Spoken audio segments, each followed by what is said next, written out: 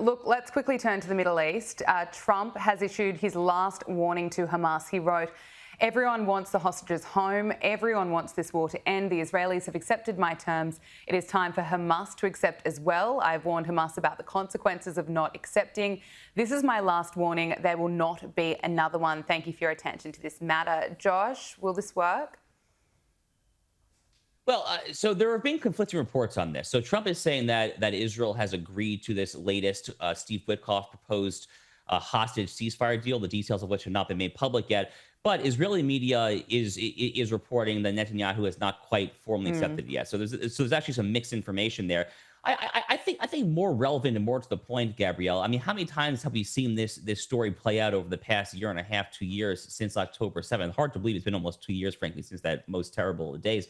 But I mean, how many times have we seen Hamas say that they're ready to come negotiate there, and then they kind of superficially agree to some floated proposal from Israel, the United States, maybe Qatar, maybe Egypt, and then what Hamas does is that they change the goalposts over and over and over again throughout these negotiations. There, Hamas will never, never, ever be satisfied with anything other than Hamas remaining in power in Gaza. That is completely irreconcilable with Israel's stipulated goal that Hamas cannot be in power in Gaza there. So, you have you have two things that simply cannot coexist with one another. That's the challenge of any of these negotiations there. And I wish Donald Trump and Steve Witkoff the best of luck there. Ultimately, Gabrielle, the responsibility really does fall on Netanyahu and the Israelis to actually finish this job ASAP. It's been a very long time now. Unfortunately, Donald Trump's been basically yelling to the Israelis, say, "You have my support. Do this thing. Go in hard. Go in quick. Go in fast. Finish it. Finish it. Finish it." I think it's incumbent now upon Prime Minister Netanyahu to actually take that advice.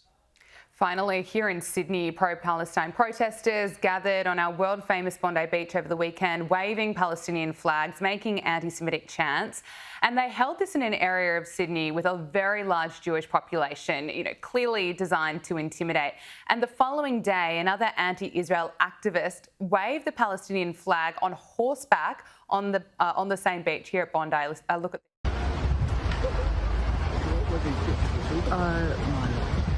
this is not normal. I mean, Josh, it's just insane. And this comes, of course, after the Sydney Harbour Bridge protest, which was absolutely shameful. We've got summer just around the corner. This just cannot continue. I mean, first of all, that's just really weird behavior, right? I mean, getting a horseback on a beach and flying any flag. I mean, let alone the PLO terrorist flag there. But look, I think the number one thing, for Americans, Australians, Europeans, and for everyone to bear in mind here is, tell me what the actual national interest is for Australia, for the United States, for any country in a new Palestinian state. I mean, hold aside the moral consideration. Hold aside that just for a second there. Hold aside that it indeed would be a grossly, grossly immoral act to reward the very same people who just perpetrated this absolute butchery, this absolute Nazi-esque pogrom. It would send a completely horrific, morally inverse and perverse message there. Hold that aside for a second there. What is the actual professed national interest for Australia, the U.S., or any country in a brand new terror state in the heart of the Middle East? A brand new Iranian satrapy, a terror overrun enclave there?